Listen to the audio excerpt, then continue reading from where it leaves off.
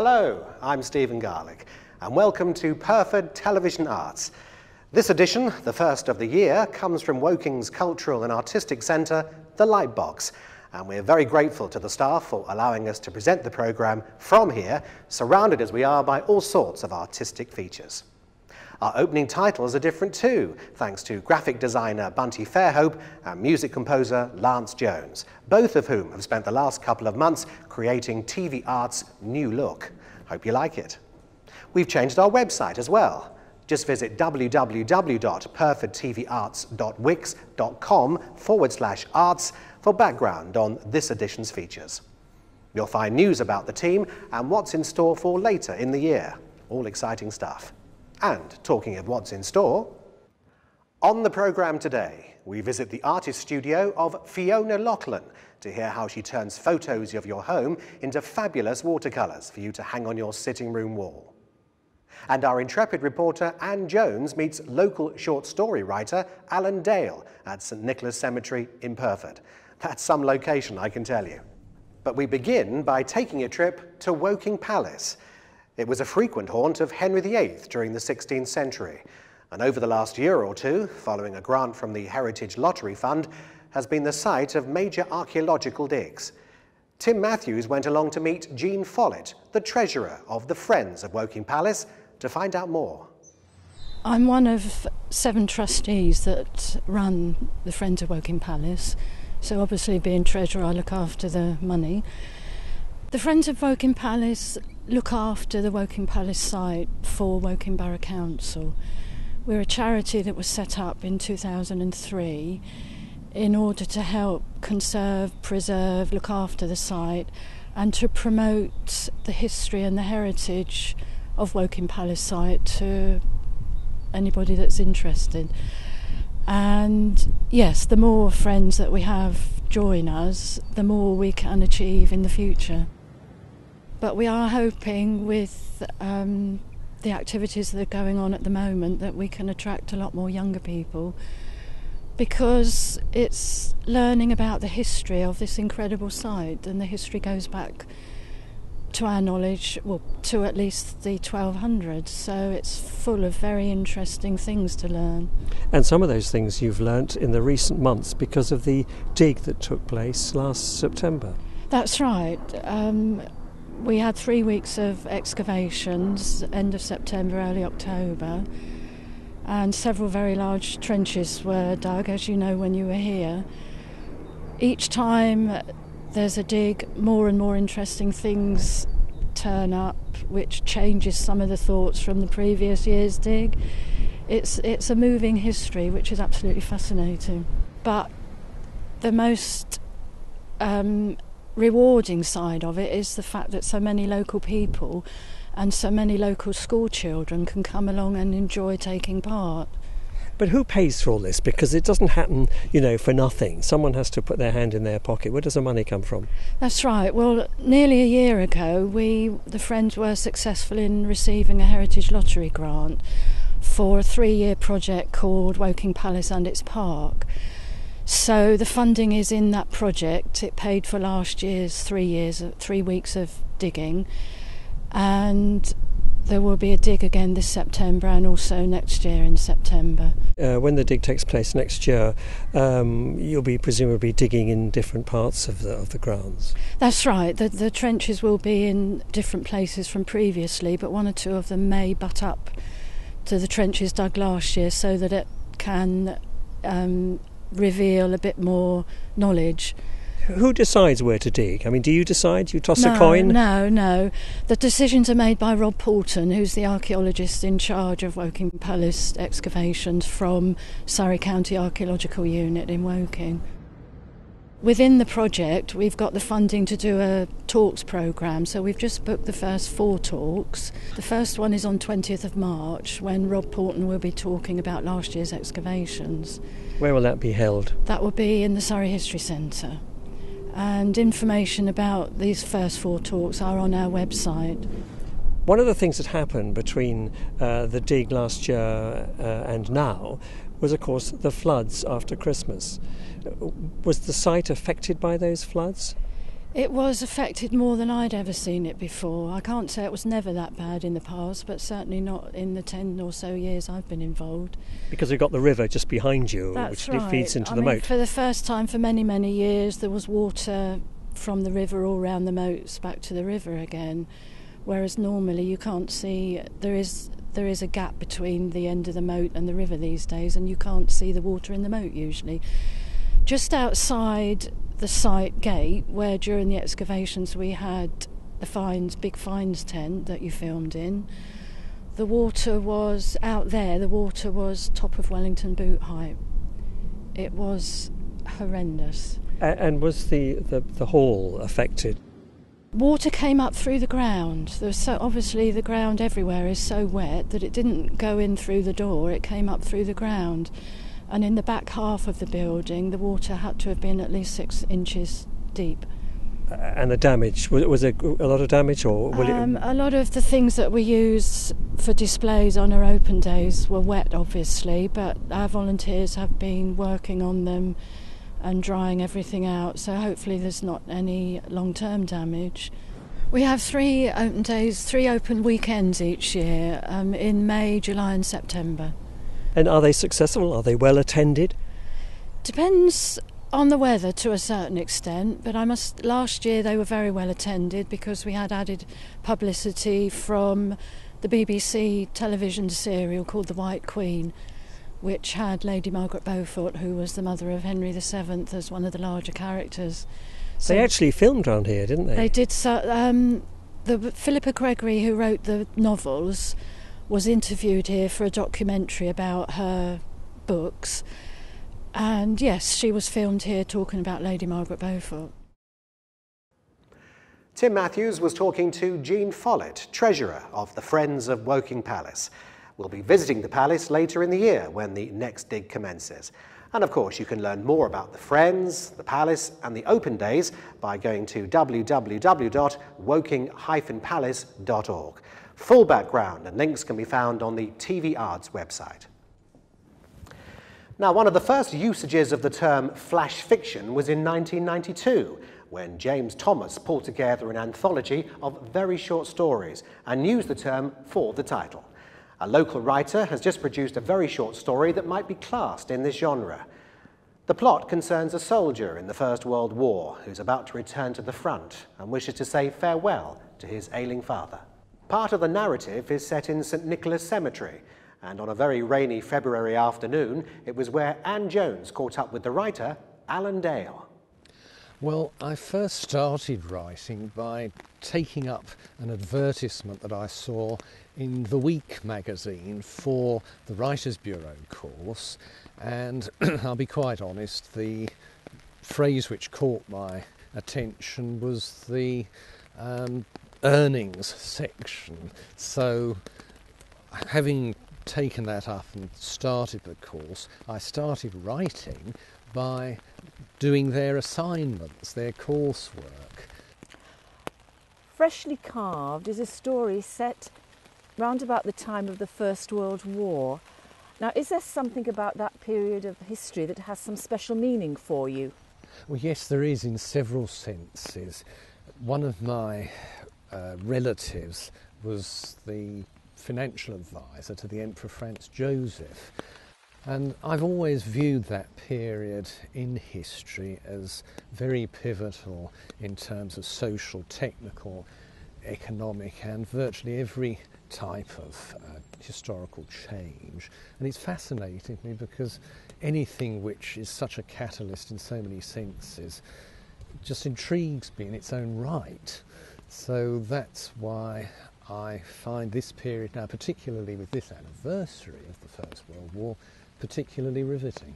Freshly Carved is a short story, and by that we mean less than 1,000 words. It's sometimes called flash fiction. Is this something you feel at home with, the short story genre?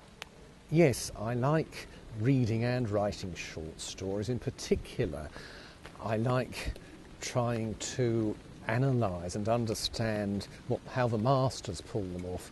But looking at short stories in general, yes, I find it a fascinating accomplishment on anybody's part, and one to which I can only claim to aspire, to compact, to compress so much into such a short format. I think we can actually put our brollies down for a moment. Yes. Now, are there any themes in any of your stories that stem from or are influenced by your marketing and engineering background? Oh yes, a great many. In fact, all the principal emotional turmoils through which one is supposed to force one's principal character to travel, stress, pressure at work, trouble with the boss, they're all freely available. Engineering, like any other profession, is replete with these. What advice would you give to people who want to start writing but just don't know where to begin? Do you think flash fiction or short story would be a good starting point? No, emphatically not. There is almost universal agreement in the writing fraternity that this is the hardest and, so to speak, most advanced form. You start with articles and learning how to tailor what you submit to the particular properties and requirements of a publication and an editor.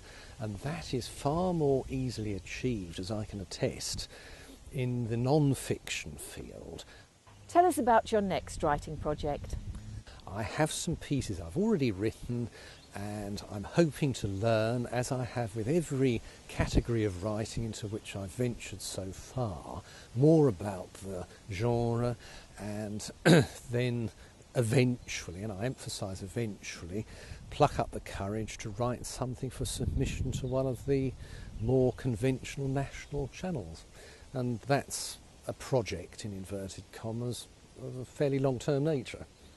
Alan Dale was talking about his own introduction to writing and how flash fiction is a literary genre he finds totally absorbing. Visit the TV Arts website for more on writing and details of local groups who encourage and support new and established writers. Now, if you were watching our recent editions, you couldn't fail to notice that we have, for once, left the edit suite where most of the studio links, or the bits in between, are filmed. And today, we're thrilled to be in Woking's gallery and museum, the Lightbox. Designed by Marks Barfield Architects, it was opened to the public in 2007. There are 3 stunning galleries that host a huge range of exhibitions, which are regularly changed and updated. There are talks and adult workshops, special events, and of course, all sorts of outstanding exhibitions. At the moment, Renoir in Britain is on display until late April. Visit the Lightbox website for more info, www.thelightbox.org.uk. The TV Arts website also carries background on this premier arts venue. Now, have you ever thought how nice it would be to have a painting, perhaps in watercolour, of your home, your house? And not just a painting, but a portrait that excludes the bits you don't like and includes the bits you do. Well, that's exactly what a local architect turned artist has been doing for some time, and the results are really quite exceptional and selling like hotcakes. Anne Jones went to meet Fiona Loughlin and discover the secret of her success. So I studied architecture at university, which I really enjoyed, and in those days everything was drawn by hand, so it satisfied my sort of artistic interest. But latterly, I found that all architecture is sort of done by computer, which is great, but for me it takes some of the pleasure out of it. I'm also married to somebody who's in the armed forces, which has meant that we've moved around the country a lot. And because of that, although I do still work as an architect, there's a limit to how far I can sort of take my career. I think in order to be a really successful architect, you really have to give them a lot of time commitment. And with 3 children and a husband who goes away a lot, it's quite difficult to achieve. So I've had the opportunity really to sort of rekindle my artistic interest, and I took up watercolour painting classes about a year ago. And after about 6 months, I decided to have a go at sort of drawing, painting houses, combining my interest in art and the architectural drawing techniques that I was taught when I was at university. When you get a commission to do a piece of work, how do you actually start the process of getting it down on paper? Well, normally I work from photographs, either ones that I've taken myself or ones that have been sent to me, emailed to me, and I will make an initial sketch in pencil based on the photograph, and then I will, depending on whether it's going to be a completely watercolour picture, then I will keep it in pencil.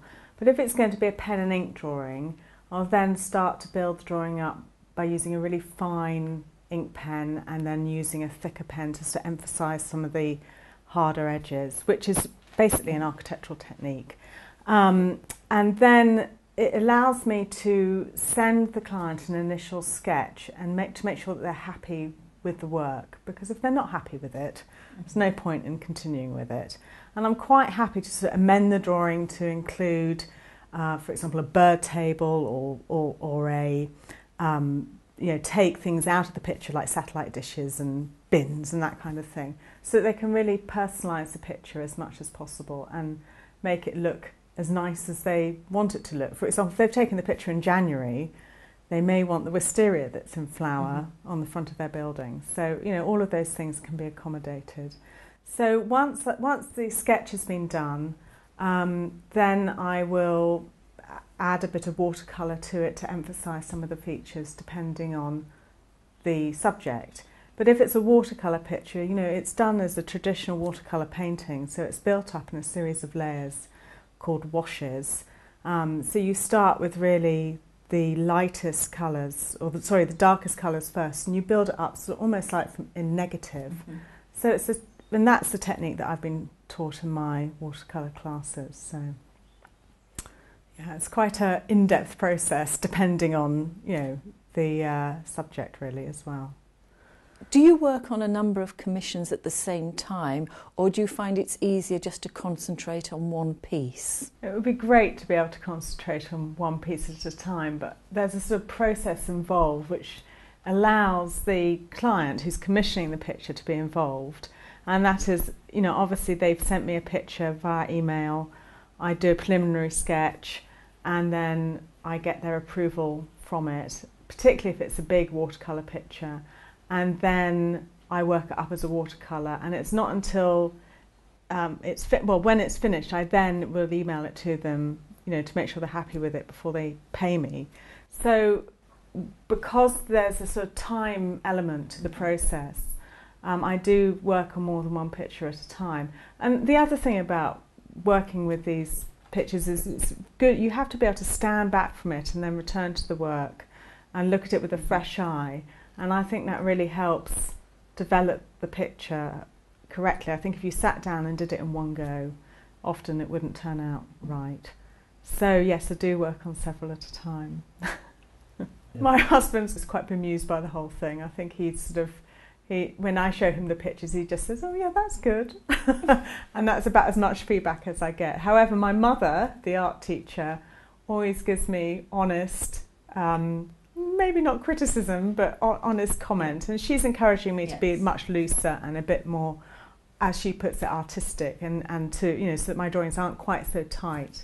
But I think that'll come with time. Fiona Loughlin was talking to Anne Jones about the business of painting houses. More information about Fiona Loughlin art can be discovered by going to the TV Arts website. Well, that just about wraps up this spring edition of Pyrford TV Arts. Now, if you'd like to get in touch, we'd love to hear from you. Drop us an email at the address on the screen now. Thanks to all our guests as well for their contributions to the programme. And of course to everyone here at the Lightbox who've made us so welcome.